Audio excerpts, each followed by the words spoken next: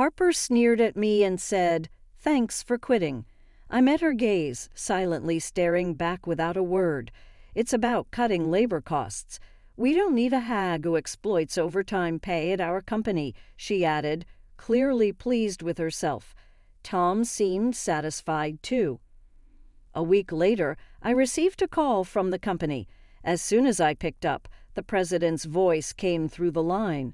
"Who exactly are you?" he demanded. I laughed mockingly at his words. "I'm Ava," I replied. "I turned 59 this year and have been working at this company for 37 years, since graduating from college. Our company employs administrative scriveners, social insurance labor consultants, and tax accountants to handle clerical work for our clients. This is particularly popular with company presidents who run their businesses alone and lack time for administrative tasks. We take care of those tasks for them.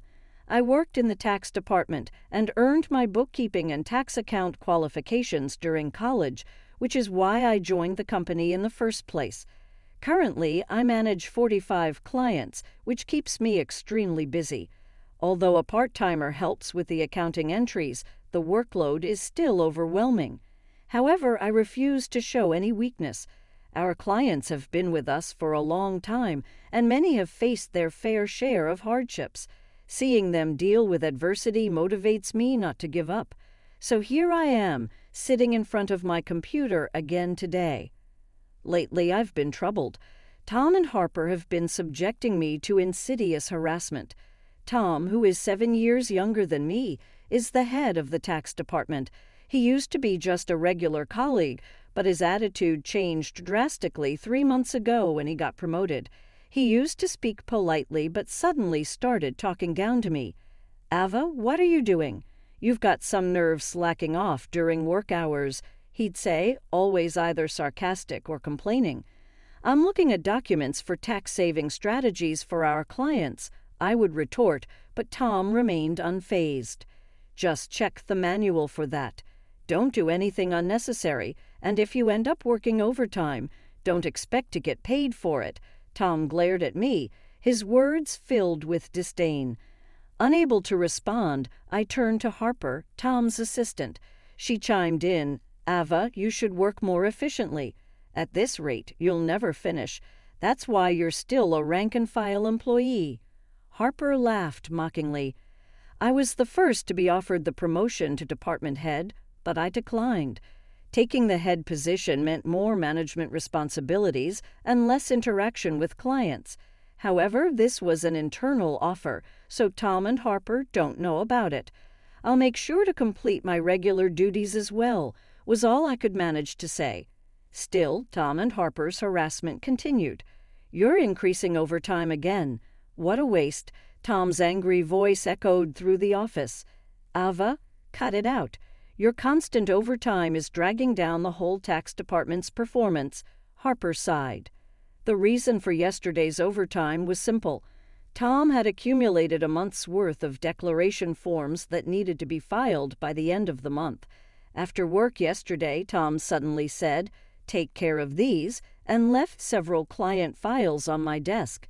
I turned when I saw the files. "Wait, these all have deadlines this month, right?" I asked, confused. By then, Tom was already nowhere near. Looking for him, I saw he was already packing up at his desk. "I'm heading out." "Take care," he said, and quickly left the office. "Good luck." Harper followed Tom out, laughing mockingly. Unbelievable. I sighed and opened the client files left on my desk. Moreover, some of the files were Harper's responsibility. I sighed even deeper. I knew why Tom was harassing me. They wanted me to retire quickly. I have more experience and deeper knowledge of taxation than he does, so other members of the tax department come to me with their questions instead of Tom. There are other reasons why everyone avoids Tom. He looks greasy and unapproachable, and the only female employee who stays near him is Harper. Tom likes young women, which is probably why he wants me to retire so the other female employees will rely on him more. It's such shallow thinking it gives me chills. There's also the fact that he simply doesn't like me. Harper was harassing me to curry favor with Tom. Tom evaluates the performance of the tax department, so she probably wanted to undermine me to get a good evaluation from him. Anyway, I have to manage these declarations. Not only do I have to prepare the tax declarations for my assigned companies, but it looks like I won't be able to finish today's work either. But if I try to claim overtime, I resigned myself to the prospect of unpaid overtime, knowing I'd only get complaints from Tom and Harper. Then one day I was suddenly called into the president's office. Our company had just undergone a change in leadership. The president's father, who had managed the company since its founding, had recently fallen ill and handed it over to his son. The new president had worked elsewhere and wasn't fully familiar with our operations yet, but he had little choice in the matter. "Excuse me," I said as I entered the president's office. I noticed Tom and Harper were already there, both with unpleasant smirks on their faces. "Why are Tom and Harper here?" I muttered quietly to myself. In this tense and strange atmosphere, the president spoke. "Ava will need you to resign by the end of this month." "Excuse me, what do you mean?" I asked, my mind spinning. "I've heard from Tom and Harper that you've been overbilling for overtime," the president explained. "Other members of the tax department only have about 15 hours of overtime per month, but you're already over 80 hours. Don't you find that odd? Tom and Harper have 0 overtime this month. Impressive, right?" He looked at me sternly. The reason my overtime was so high this month was that I was doing Tom and Harper's work, but if I said it was Tom's instructions, it would make me seem incapable of managing my own time. So I just stated the facts. "I haven't overbilled for overtime. It's a result of not being able to finish my work within regular hours," I said. The president sighed deeply. "I'm doubtful, but there's no evidence, so I won't pursue it further. However, we can't continue to employ someone who works that slowly. So I want you to resign." The president seemed to have made up his mind. I was being asked to leave the company I had dedicated my entire 37-year career to. I felt exhausted. No matter how much extra work I did, it was never appreciated. Instead, I ended up taking on Tom and Harper's tasks as well. "Yes, I understand. I'll resign at the end of this month," I found myself saying to the president. I glanced at Tom and Harper, who were smiling smugly, clearly pleased with the outcome. After leaving the president's office, Harper looked at me and said, "Thanks for quitting," sneering as she met my gaze. I silently stared back at her. Tom gave me the same condescending look. "We're cutting labor costs. We don't need a hag who exploits overtime pay at our company," he added, clearly pleased with himself. While watching the two of them chatter cheerily, I thought about the handover process and began creating the handover documents for all my clients. Of course, I didn't miss saying goodbye to the people I was handing over to. For the clients I couldn't meet in person, I sent letters informing them of my successor. A week after I resigned, I was finally relaxing at home. I had been busy with the handover until my last day and had been extremely busy even before that. A little relaxation seemed well-deserved. Just as I was thinking this, my mobile phone rang. The call was from the company. What could they want now? I made sure to take care of the social insurance procedures. I didn't answer the phone initially, but then the company called several more times. In fact, I had also received several calls from Tom and Harper's personal mobile phones. Perhaps they thought I'd answer if the call came directly from them. Reluctantly, I decided to pick up. "Hello, Ava, it's a mess right now." As soon as I answered, the president's voice came through. "Who exactly are you?" I laughed mockingly at his words. "Who am I? Just an unemployed lady. I've resigned from the company and I'm nothing else right now." The president spoke urgently. "Since you left, we've had 49 calls to stop transactions with the company. Please come back immediately." He finished speaking and hung up. He must be really panicked. I guess I have no choice. I got up reluctantly and headed to the company. As soon as I arrived, I saw Tom and Harper waiting. Their faces were pale, and they both had dark circles under their eyes. "What's wrong with both of you?" I asked, surprised at their drastic change in appearance. Tom glared at me. "Since you left, we've been getting calls one after another to stop transactions, not just from your clients, but from prospective companies we were planning to introduce. What did you do?" Harper looked at me with suspicion. I never thought Ava would do something so underhanded. I'm truly disillusioned. The reason they both looked so haggard was probably due to dealing with all the cancellations. Of course, I hadn't done anything to the clients, but I had a guess why they were canceling their transactions. "Well, the cancellations might be unavoidable this time," I muttered. Tom yelled, "So you did do something, didn't you? Get to the president's office now." He took me to the president's office. "President, I brought her," Tom declared forcefully as he opened the door. Harper followed quickly behind him. "Oh, I've been waiting," the president said, looking me in the eyes. Tom accused me as if I were the culprit. "It appears that Ava was involved in the cessation of transactions with our clients. We should not only make her resign, but also sue her for damages." Harper argued vehemently, though she spoke carefully in front of the president. Ignoring them, the president turned to me and asked, "Why did so many companies stop doing business with us after Ava left?" The president looked at me intently, waiting for an explanation. I took a deep breath and answered clearly, "Don't you understand? Our clients didn't need us just to manage their taxes. There are plenty of tax accountant firms that do it cheaper. They stayed with us because I was here." Tom snapped at me. "What's with that attitude towards the president? You think you're worth that much." Harper taunted, "There's no way it's because of Ava." The president looked serious as I explained, "Tom and Harper work based on the manual, optimizing operations. But I do more than that. I offer tax-saving strategies tailored to each client's situation. Uniform responses don't always serve the client's best interests. Many clients preferred my approach and stayed because of it." Tom was furious. "How can we afford to give such detailed attention to each case? It takes too much time." "That's right, it's inefficient," Harper agreed emphatically. The president sighed deeply and said, "Actually, I just got a call from my dad, the former president. Some of the clients who stopped transactions contacted him directly to discuss the situation with Ava." I was surprised to hear this. I hadn't expected the clients to go that far for me.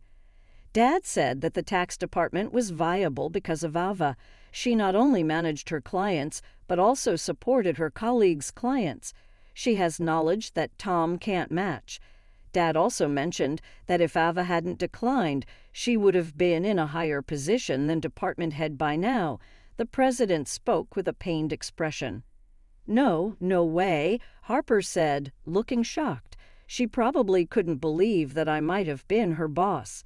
The president continued, "I'm really sorry for asking you to resign, but can we revoke your resignation, Ava? You're needed at our company." My father also insisted strongly. I was honestly happy about the president's change of heart, but I couldn't accept his offer immediately. Then Tom interrupted our conversation. "President, what do you mean she's better than me? I can't accept this." Tom was visibly upset. Harper protested as well. "Tom is a wonderful boss who cares for his subordinates, and yet you choose Ava over him? That's unacceptable." The president looked sternly at them. "Actually, since Ava resigned, we've received numerous complaints from the tax department. You two seem to have been pushing your work onto others, haven't you?" "What? Why would you?" Tom's face turned pale. The president continued with a look of disgust. "I've heard from the employees that you, Tom, have been assigning your client declaration forms to your subordinates, including Harper's work for many clients." Standing next to Tom, who was getting paler, Harper trembled as her name was mentioned. "There was also a report that you've been pushing your work onto Ava until she resigned. You were calling her a salary thief, but it seems the roles were reversed, weren't they?" The president sighed. "No, that's not." Tom was visibly flustered, unable to come up with an excuse. Observing Tom and Harper turning pale together, the president continued, "Also, there was a report that you two are in a relationship. You were often seen leaving work together. But Tom, you're married, aren't you?" The president glared at Tom and Harper. "I was just mentoring Harper as her superior, nothing inappropriate." Tom struggled to find the words. The president produced several receipts. "These are receipts questioned by the accounting department. These dining expenses filed by Tom. Who were they with?" "Certainly not clients." "Right." Tom was sweating profusely, unable to speak. Harper's face turned ghostly pale. "Tom and Harper, you've neglected your duty and inflated expense claims. Plus, you're having an affair in the office despite being married. According to company policy, I'm terminating your employment as of today," the president told them calmly and straightforwardly. Tom and Harper tried to resist. "Please wait. I'll retract the receipt claims. Just don't fire me. I have a family," Tom pleaded desperately. Harper did the same. "Please, I don't want to be fired. I'll apologize to Ava and the others for offloading work on them." She was on the verge of tears, realizing the severity of being fired for neglecting work and having an affair with a supervisor. She must have been worried about her reputation. I advised them, "Why don't you just stop resisting? It's undignified." Tom glared at me. "Shut up. What would a single person like you understand?" I sighed and replied, "Tom, you were the one who got me fired. It's just karma. What goes around comes around. Why don't you take some responsibility and reflect a bit?" "Damn it," Tom looked frustrated, and Harper bit her lip. "I haven't reported this yet, but there's more to Tom and Harper's misconduct. Should I share more details?" I asked the president with a smile. Tom and Harper's behavior was well known in the tax department. Their stories had reached me whether I liked it or not. "No, please don't, Ava. Stop," they both pleaded frantically, trying to stop me. I gave them an ultimatum. "Wrongdoings eventually come to light. It would be better for you to face reality before it gets worse." At my words, both of them collapsed to their knees. Ultimately, Tom and Harper were fired on the spot. I revealed their misdeeds afterward, which included Tom faking business trips to spend time with Harper and harassing employees they disliked into quitting. I tried to help those employees, but Tom and Harper's tactics were insidious. They repeatedly reprimanded and pressured employees out of my sight. It was also common for them to suddenly assign work with tight deadlines.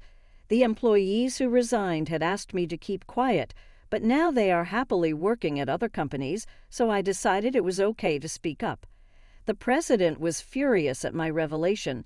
He expressed his anger about cutting their final salaries and planned to thoroughly investigate past inflated expense claims. Tom was begging the president, tears in his eyes. "Please don't cut my salary. What will I tell my family if they find out?"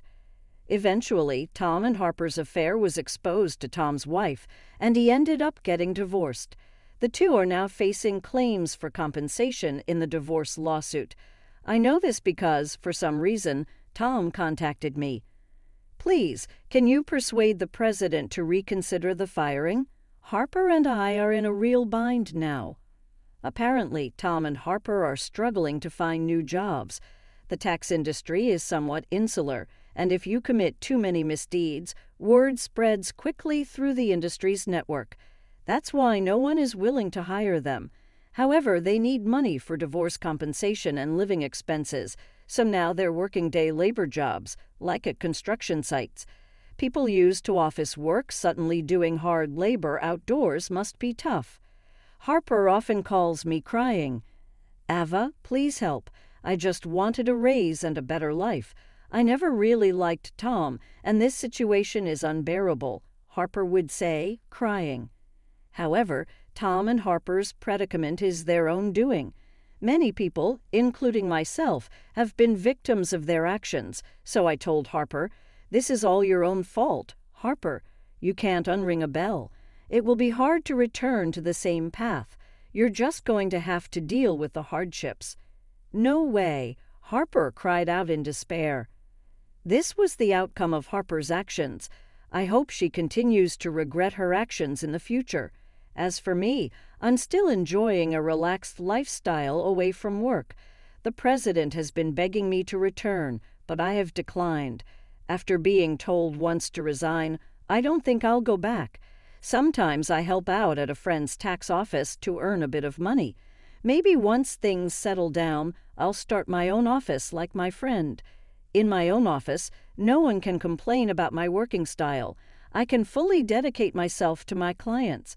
As a tax accountant, I want to be on equal footing with my clients, not as a teacher, but as part of the service industry.